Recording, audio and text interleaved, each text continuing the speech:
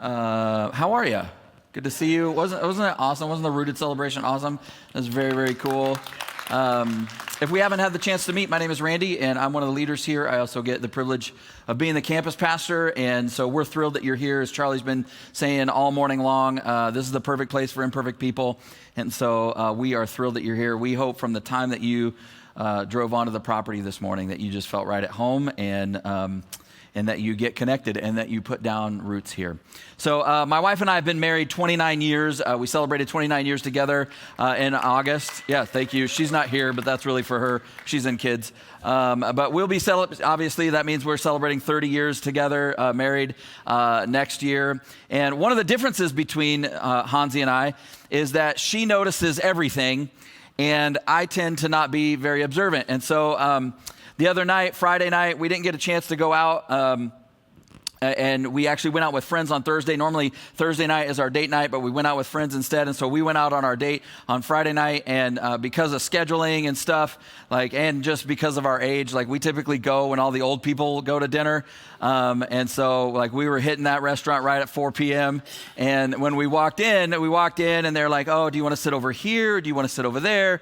And so I kind of looked over there, and I looked back, and I said to the lady, oh, there's just an old couple over there. Let's just leave them alone and not disturb them. Let's set us over here. And so we started walking over there, and somebody said my name, but I didn't know where it came from.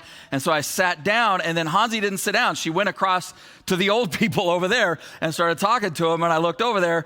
That old people, it turns out to be a family from our church, and it was Mark and Trisha. And so my point is not that they're old.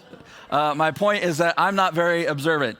And so I didn't really pay attention, but I saw them. We went over there. We ended up having a great time, and they were so gracious to actually buy our dinner. And so we got a date night and a free, it was free, all the way around. So I'm not really that observant, but Hansi, on the other hand, she never misses anything. So earlier this year, we discovered that we had mold growing in our house because she happened to notice this little tiny patch of it growing on the ceiling in our bathroom. I'm like, why are you even looking at the ceiling? Who's looking at the ceiling? And so she noticed it. So then we started calling around. It turned out the seals around all the pipes that went up from all of the exhaust fans in our bathrooms and laundry room, all the seals on our roof, even though our home's only 5 years old, all those seals had completely disintegrated. And when you pushed up into our attic, you could see daylight coming in. And so all through last winter, water was just pouring into our attic and 3 different spots. And so it ended up being this huge thing, and they had to tear out parts of our ceiling and seal, roof work and the whole thing.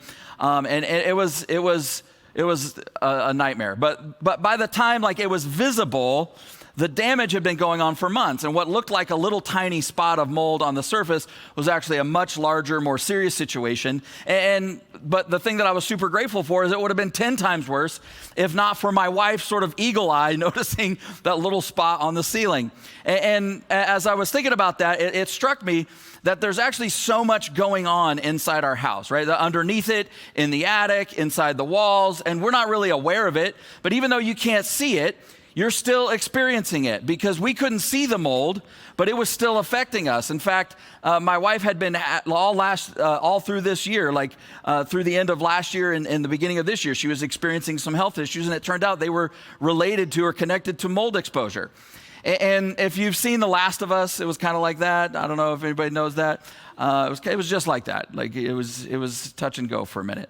But when you think about it, though, human beings are really kind of the same way, right? There's a lot going on inside of us. There's a lot going on underneath the surface that other people can't see. But even though they can't see it, you can still experience it, right? It's still affecting us. It's definitely still affecting them. And I think that's kind of one of the challenges when we step into church, is that sometimes it can just feel so isolating. And obviously it's not intentional. In fact, it's the opposite of what we want, but it still ends up being that way at different times, because what happens, especially if you're new, but you don't have to be new for this to happen to you, is you walk in and you look around, and it's easy to think, well, clearly everybody's got it all together. They're all smiling and they're happy to see each other and they're happy and everything's going great for them.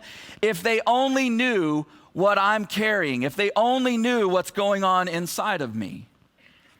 And so I wanted to begin this morning, and part of us having this conversation in this series is to tell you that, like, it's not just you. It's us. It's all of us. It's most of us that have carried, and some of us are still carrying some of the things that you happen to be carrying today. And that's actually part of why we gather. It's one of the reasons why we sing. It's one of the reasons why we open the scriptures. It's because this is a time where together we kind of ask the question, God, where are you? What do you have for me today? What do you have for us in this moment? Help me not to miss it, because I don't want to miss it. I don't want it just to be another church service. I don't want it just to be 3 songs, a message, and I'm out of here. I want to actually be able to connect with you and hear from you and receive from you. And so in this series, we've been talking about how we all have times where there's an area of our life that's just completely on fire.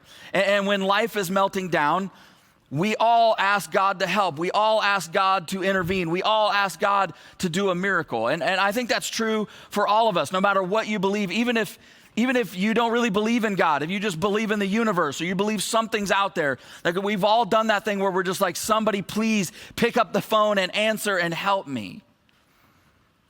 The other thing that I think that we have in common is that we've all had things that we asked God, that we begged God, that we prayed for, but he just didn't do it. He just didn't come through in the way that we were hoping. And so then what are you even supposed to do with that? Like, what do you do in those moments? How do you hold it together when the world is falling apart? So as a pastor, you can probably imagine I have a lot of these conversations. I have them all the time. And honestly, they're always a little bit frustrating to me because I'm a problem solver. And so I like to listen to people for about 5 minutes. And then I want to interrupt and go, okay, I'm going to tell you what to do. It's going to fix it all. Like, I know exactly how to solve your problem. Anybody like that? You just like, I don't need to hear anymore. I know how to fix this. I know what to do. I know what to tell you. But there are situations that we've all been in, right? Maybe you're in one right now where it's like, what do you do when there's nothing you can do? There's nothing to actually to be done. This just might be the way that it is. This might be the new normal. This might be the new reality. That it's a tension that cannot be solved. You just have to manage it. That it's a problem that can't be fixed. You're just going to have to live with it. If you're a Christian, the good news is that God speaks directly to this in the scriptures. And if you're not a Christian, the good news is God speaks directly to this in the scriptures.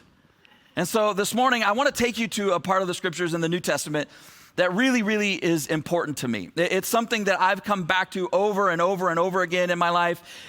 For me, it's sort of a playbook. It's sort of a reminder of what to do, of how to live, even when I feel lost. And so other than like the Gospels, other than the story of Jesus himself, I've read these verses more than any other verses in the scriptures.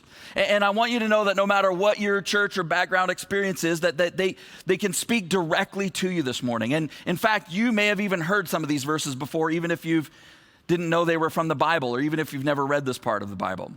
So it's found in Romans chapter 12 and begins with verse 9.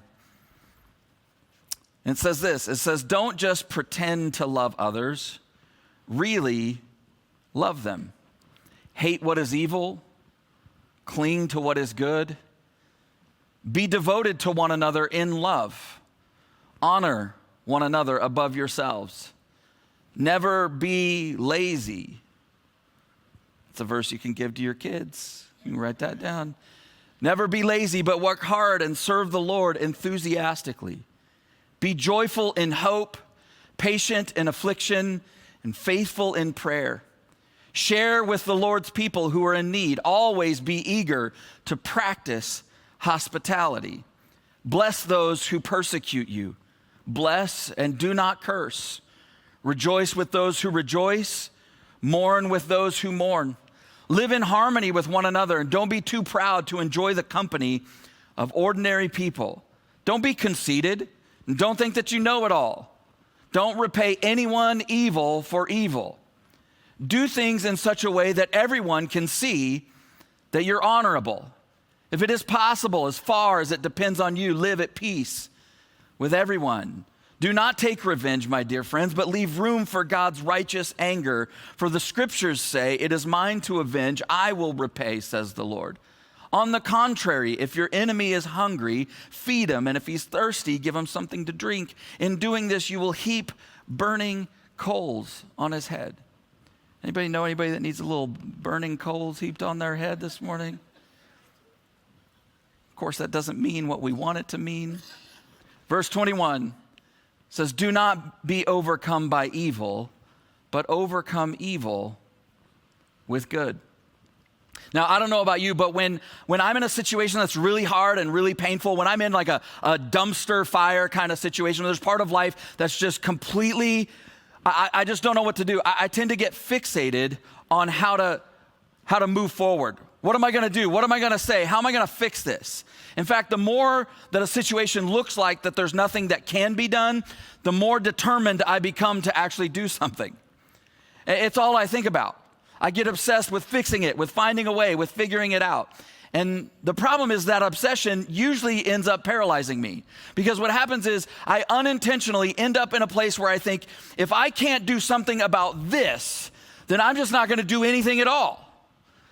If I can't do something that's going to make this right, I can't move forward in other areas of my life because this is taking all of it just hurts so bad, I need it to be better. And so I get stuck. And since I don't know what to do about this thing, well, then I guess I just don't know what to do at all. And that's what I love about these verses, because it's all active language. There's nothing passive in what we read, right? I mean, he's just like, look, you got to love people and do the good that's right in front of you and be a devoted friend and honor other people and serve enthusiastically and never give up. Feed your soul and serve God by serving other people. Choose joy because hope is right around the corner. Be patient when life is hard and things are uncertain. Trust God and never stop praying. Share with other people and practice hospitality. Be the friendly smile and the warm embrace that the world around you needs. And if your back is against the wall, be for other people the kind of person that you need most in your life right now.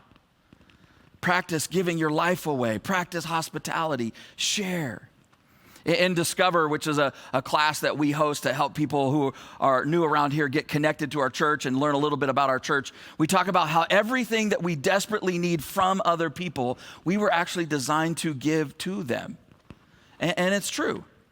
And I think that's part of what makes church. It's part of what makes being a part of a small group. It's part of what makes being a part of a faith community so powerful and so beautiful and so transformational. And then he ends with, don't be overcome by evil, but overcome evil with good, which I think is powerful on its face. But the implication of what he's saying is this, that there are parts of life that are dark, that are painful, that are broken, that are, well, there's no other word for them, that it's just evil. It's just that the good of life, the way that God intended for life to be, is not the way that it is in that part of your life. It's parts of life where things are not where they ought to be, and they may never be. But then he's like, don't let those things keep you from bringing light and life and good and beauty where you can. He's going to trust God to handle those situations, but you don't let the things that can't or won't be healed in this life keep you from healing the things that can. Because there's always something you can do, even when there's nothing you can do. That is really what this series has been about. I think this is one of the incredible things about Jesus, is that no matter what happened to him, no matter what he faced, he never got sidetracked, he never got sidelined. The whole world turned against him, but he never lost sight of who he was and what he was doing. So there's kind of a funny story in Mark chapter 10. Jesus is traveling with his disciples, and he's got this huge entourage, and they're headed to Jerusalem. They're up in the northern part of Israel. They're headed to Jerusalem. And Jesus tells them while they're on their way, he tells them the reason that they're headed to Jerusalem is so that he can do the thing that he came to do, which was die for us, die for the world. That's what he's telling them. This is what he says in Mark chapter 10, verse 33. He says, listen, this is as they're traveling. He says, we're going up to Jerusalem where the Son of Man will be betrayed to the leading priests and the teachers of the religious law, and they will condemn him to die and hand him over to the Romans, and they will mock him and spit on him and flog him with a whip and kill him. But after 3 days, he will rise again. Can you imagine being there when Jesus, the Son of God, is telling exactly talk about intense, talk about disturbing, talk about upsetting. And then what happens next is really my favorite part. It's the best part of the story, because Jesus says all of that. In the very next verse, in verse 35, it says this. It says, then James and John, after having heard Jesus say what he just said, the sons of Zebedee, they came over and they spoke to him and they said, teacher, we want you to do us a favor. So when I read these kinds of stories, and we're going to tell you what, like, the favor that they ask here in just a second. But when I read these kinds of stories, it always makes me feel better about my own relationship with God, about the dumb things that I say to God, about the dumb things that I feel. And so, because Jesus is like, okay, listen, guys, and he separates, earlier in the story, he separates the 12 disciples from the entourage that's there. He pulls them over to himself, and he just tells them, he's just having a very intimate conversation with his closest friends, his closest disciples, right? And he's like, look, one of you guys is going to betray me, and I'm going to get arrested, and I'm going to be falsely accused, and I'm going to be unjustly condemned to die, and they're going to spit on me, and they're going to beat me within an inch of my life, and then they're just going to go ahead and kill me, dead, like actually dead, like buried in a tomb for 3 days dead. And it's going to be dark, and it's going to be terrible, and it's going to be horrible and scary and painful. Obviously, for me, I'm going to be the one that dies, but also for you. But don't be afraid, because not even death will have power over me, because after 3 days of being buried dead, I'm going to be coming back from the dead. I'm going to come back to life. And as soon as he's done talking, James and John, who were brothers, and they were always kind of hanging out with one of the other disciples named Peter, they're like, cool, hey, Jesus, hey, can we talk to you? And they kind of look over at Peter and they're like, hey, privately, sorry, Pete, this is just a brother thing. Like, we just want to, like, just us and Jesus. So, wow, all that stuff you're talking about, man, that sounds really intense, Jesus. Like, whoa, we really like the part where you come back from the dead. Wow, how dramatic. That's going to be awesome. Like, anyway, good stuff. Like, you always have the best stories. Like, that was awesome. So listen, we were hoping you could do us a solid. Like, we have a favor to ask. And what's the favor that they want to ask God for? What's the favor that they want to ask the Savior of the world for? The guy who just told them, like, this is why I've come and I'm going to die and raise from the dead. Verse 37, this is their favor. When you sit on your glorious throne, we want to sit in places of honor next to you, one on your right and the other on your left. And they're like, okay, Jesus, and you got the arm around, picture this, man. Like, you're the king, of course, we all know you're the guy. You're sitting on your big, luxurious, glorious throne. It is awesome. But right now, Church, I just want to take a moment and say thank you for watching our service online. Whether you're watching it for the first time or you're watching it again because you enjoyed the service so much from the weekend, I'd like to take a moment and dive into our giving. Every week we give people the opportunity to give back and give to the local church so that God can continue to bless your lives and bless your finances. Here at South Hills, we believe that everything comes from God. We believe that He's the one that chose us and brought us into this world, gave us our gifts and talents and abilities. And I just want you to know that when we give, we are giving back what God has already given to us. If you've ever seen any of our envelopes at a South Hills campus, you'll see on there that it says, every week at South Hills, your generosity is giving people the opportunity to live a better story. And there's a scripture on there in Matthew chapter 6, verse 21 that says, where your treasure is, there your heart will be also. So I want to encourage you today to click down below and set up your giving, whether it's for the first time or whether you're doing reoccurring giving. We have 4 ways to give here at South Hills. 1, you can do it in person at any of our campuses through an envelope. Or 2, you can actually text any amount that you would like to 84321. And the third way is to download our Church Center app. I encourage you to do this one because the Church Center app gives you opportunity to stay connected with our church and your campuses. It's a great tool and resource for you to know what's going on. And the fourth way to give is to give online. You can go to southhills.org/give and you can set up your giving there. Whether you're a guest of our church or whether you are a member of our church, or whether you simply just like to watch our services, I encourage you to trust God with your finances so that He can bless and anoint your finances and you can be trusting God in this journey of living life to the fullest. I love you and thank you for watching our online service today.